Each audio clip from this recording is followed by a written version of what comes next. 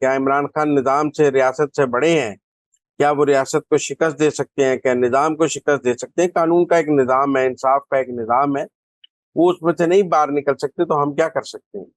تو اس لیے میرے خیال میں یہ کوئی ریلیف نہیں ہے، یہ ایک گناہ بے لذت ہے، بلکہ کل کو اگر یہ ٹرائل ہو جاتا تو ان بنیادوں پر عمران خان کی سزا معطل ہو سکتی تھی، ان کی سزا کل عدم ہو سکتی تھی، دوبارہ ٹرائل کا آرڈر ہو سکتا تھا، وہ راستہ بھی ختم ہو گیا، اور اسی سٹیج پر ساری غلطیاں ٹھیک ہو جائیں گی، تو کل کو عمران خان نے جو اپیل میں پوائنٹس لینے تھے وہ ابھی ٹھیک ہو جائیں گے، تو ان کی آگے سزا معطل ہونے کے چانسز بھی کم ہو جائیں گے۔ تو مجھے نہیں لگتا ٹھیک یہ ہوگا۔ اس کا کوئی دیر پا عمران خان کو فائدہ ہوگا، نقصان ہی نقصان ہے۔ یہ اس پر میری تو ہے تحریک انصاف والوں کو انہیں جشن منانے کی بجائے سوگ منانا چاہیے۔ سوگ منانا چاہیے، عمران خان کو کوئی ریلیف نہیں ملا اس سے، عدالتی حکم سے۔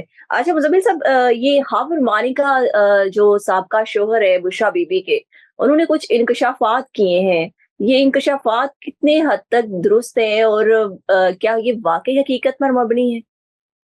دیکھیں، آج بہت بحث ہو رہی ہے کہ جی لوگوں کی نجی زندگی کے بارے میں بات نہیں کرنی چاہیے، آج ہمیں درس دیا جا رہا ہے کہ آپ دیکھیں وہ تو ان کی پرائیویٹ لائف ہے، آپ پرائیویٹ لائف پہ کیوں انٹرویوز کر رہے ہیں؟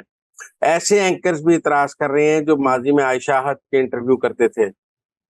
آپ دیکھیں نا، اس ملک میں تو چیف جسٹس پاکستان نے حمزہ شہباز کی شادی پر سو موٹو لے لیا، اور عائشہ حق کو بھی بلا لیا، حمزہ شہباز کو بھی بلا لیا، اور چیمبر میں دونوں کے اپنے سامنے مکالمے کرانے شروع کر دیے، میاں بیوی کے ہیں، آپ میاں بیوی ہیں یا نہیں ہیں یہ طے کرنا شروع کر دیا۔ تو کیا آج خاور مانیکا پہ سو موٹو ہو رہا ہے؟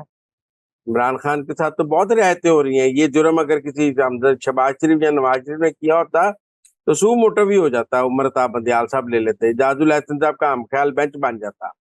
لیکن میں یہ کہہ رہا ہوں کہ جو پبلک فگرز ہوتے ہیں ان کی کوئی پرائیویٹ لائف نہیں ہے۔ کلنٹن اور مونیکا کا سکینڈل کوئی پرائیویٹ لائف نہیں تھی، اس پر مواخذہ ہو گیا تھا۔ ڈیانا کے سکینڈلز کوئی پرائیویٹ لائف نہیں تھی۔ اسی طرح بڑے سیاستدانوں کے، سربراہ مملکت کی ذاتی زندگی کوئی ذاتی زندگی نہیں ہوتی، لوگوں کو اس میں دلچسپی ہوتی ہے، میڈیا ان پر بات کرتا ہے، لوگ اس کو شوق سے سنتے۔ عمران خان نے عدت میں نکاح کیا، یہ خبر نہیں ہے، یہ خبر ہے۔ عمران خان کی جس طرح ریحام خان کے سابقہ شوہر نے جب انٹرویو دیا تھا تو وہ انٹرویو بھی سب نے لائیو چلایا تھا۔ جب عمران خان صاحب نے کہا تھا کہ ریحام خان نے اپنی پہلی خاوند کی اولاد جو کی پرورش خود کی ہے اور بچے پالے ہیں، تو اس نے آ کے ٹی وی پہ کہا تھا کہ میں سارے پیسے دیتا رہا ہوں، میرے پیسوں سے بچے پلے ہیں۔ آپ بات سمجھیں، اور عمران خان جھوٹ بول رہے ہیں۔ تو یہ ریحام خان کا پہلے خاوند کا انٹرویو بھی جائز تھا، خاور مانیکا کا انٹرویو بھی جائز ہے۔ پبلک فگرز کی پرائیویٹ لائف نہیں ہوتی۔ یہ جنید صفدر کی طلاق ہوئی ہے، پورے میڈیا نے اس پہ بات نہیں کی ہے۔ عائشہ اور حمزہ شہباز پہ اگر بلاول کا کوئی سکینڈل آئے تو کوئی اس پہ بات نہیں کرتا۔ یہ طلال چودھری کی تنظیم سازی پہ تو عمران خان صاحب خود جلسوں میں ذکر کرتے تھے کہ طلال چودھری تنظیم سازی کرنے پہنچ گئے۔ آپ مجھے بتائیں، تو یہ مزمل شہزیب خانزادہ کے خلاف کافی جو ہے تنقید کی جا رہی ہے وہ صحافتی تو دیکھیں اقدار کو جی، پر۔ وہ تو پی ٹی آئی کا وہ ہے، ایک شیوا ہے کہ میرا مطلب ہے آج ان کو پرائیویٹ لائف بھی یاد آ گئی ہے، آج ان کو یہ بھی یاد آ گیا ہے کہ میرا مطلب ہے کہ لوگوں کی ذاتی زندگی میں وہ ذرا عمران خان کے جلسے نکالے نا، جس میں وہ لوگوں کی پرائیویٹ لائف کے بارے میں کرتے رہے ہیں، ذکر کرتے رہے ہیں، لوگوں کے بارے میں بات کرتے رہے ہیں، وہ نکالیں سارا کچھ جو وہ جب وہ مریم نواز کے بارے میں کامنٹس کرتے تھے۔ تو میں یہ کہہ رہا ہوں کہ سیاستدانوں کی کوئی نجی زندگی نہیں ہوتی۔ سیاستدانوں کی زندگی کا ہر پہلو وہ پبلک کا پہلو ہوتا ہے، لوگ اس میں دلچسپی رکھتے ہیں۔ اچھا، تو اس لیے جب سیاستدان کی زندگی کوئی نجی زندگی نہیں ہوتی، اس کی شادیاں پبلک شادیاں ہوتی ہیں، ان کی میڈیا کوریج ہوتی ہے، ان شادیوں کی ہر خبر ہوتی ہے، ان کی طلاق بھی خبر ہے، ان کی شادی بھی خبر ہے، ان کا سکینڈل بھی خبر ہے، تو خاور مانیکا کا انٹرویو بھی خبر ہے۔ اس میں بے خبری والی کون سی بات ہے؟ یہ کون سی نجی زندگی؟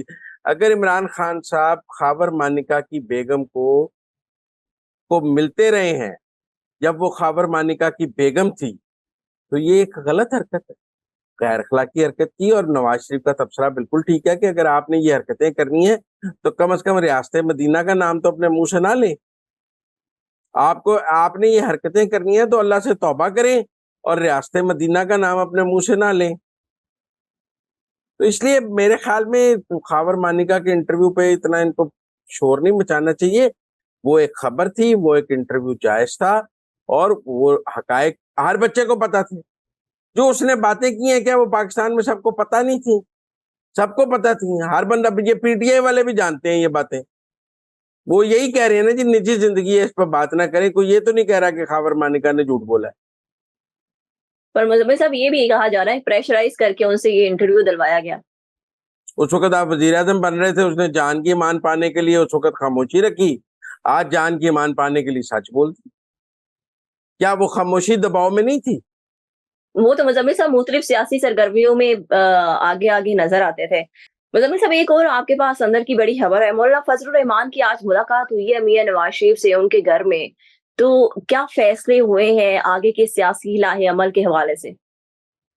دونوں مل کر آگے چلنا چاہتے ہیں، اور ایک عمومی رائے یہ تھی کہ بلوچستان میں نواز شریف نے جو آپریشن کلین اپ کیا ہے اور لوگوں کو شامل کیا ہے، اس سے مولانا فضل الرحمان کافی پریشان ہوں گے، کیونکہ وہ جے یو آئی بلوچستان کی ایک بڑی پلیئر ہے اور نواز شریف ان کے لیے بلوچستان میں تھریٹ بن گیا ہے. لیکن مولانا فضل الرحمان نے سیاسی دانشمندی کا مظاہرہ کیا ہے. انہوں نے بلوچستان میں جو کچھ ہوا ہے اس کو قومی منظرنامے پر ڈسکس نہیں کیا اور آگے چلنے کا راستہ بنایا ہے، اور یہ راستہ سندھ اور کے پی کی حد تک ہے. اور مجھے لگتا ہے سندھ اور کے پی میں سیٹ ایڈجسٹمنٹ بھی ہو جائے گی اور دونوں مل کر چلیں گے.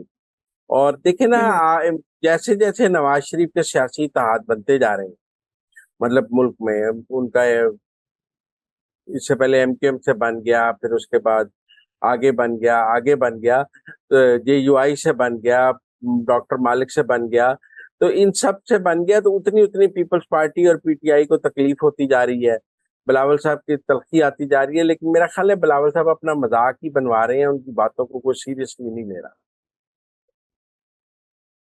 وہ تو رانا ثناء اللہ صاحب نے کہا ہے کہ ہم صبر و تحمل سے کام لے رہے ہیں جو 16 ماہ ہم نے اکٹھے گزارے ہیں. اچھا مزمل صاحب ایک اور آخری اندر کی خبر، جو سپریم جوڈیشل کونسل کا آج اجلاس ہوا ہے اور کل 3 بجے تک کے لیے ملتوی بھی کر دیا گیا ہے. تو آج جو شکایت کنندگان کے دلائل مکمل ہوئے ہیں، کیا کاروائی رہی آج کی؟ جو شکایت کنندگان ہیں انہوں نے اپنے دلائل مکمل کر لیے ہیں، ثبوت سپریم جوڈیشل کونسل کو دے دیے ہیں. اب مظاہر علی نقوی صاحب نے جواب دینا ہے اپنے اثاثوں کا. کل انہوں نے جواب دیا، انہوں نے اپنے ریٹن رپلائی میں تو کوئی جواب نہیں دیا تھا، بس صرف اعتراضات کیے تھے. اب کل کیا وہ اپنے دلائل میں کوئی جواب دیتے ہیں اپنے اثاثوں کا کہ یہ اثاثے انہوں نے کیسے بنائے ہیں اور ان کے اوپر جو الزامات ہیں ان کا کیا دفاع پیش کرتے ہیں. میرے خیال میں کل یا پرسوں یہ کنکلوڈ ہو جائے گا یا دوسرا شو کو جاری ہو جائے گا. میں نے پہلے بھی آپ کو کہا ہے مجھے مظاہر علی نقوی صاحب بچتے نظر نہیں آتے ہیں. ان کے لیے مشکلیں ہیں. سپریم جوڈیشل کونسل کی اتنی لمبی کاروائی کے بعد ان کا بچنا مجھے بالکل نظر نہیں آتا ہے. ان کے لیے دن بدن مشکلات بڑھتی جا رہی ہیں.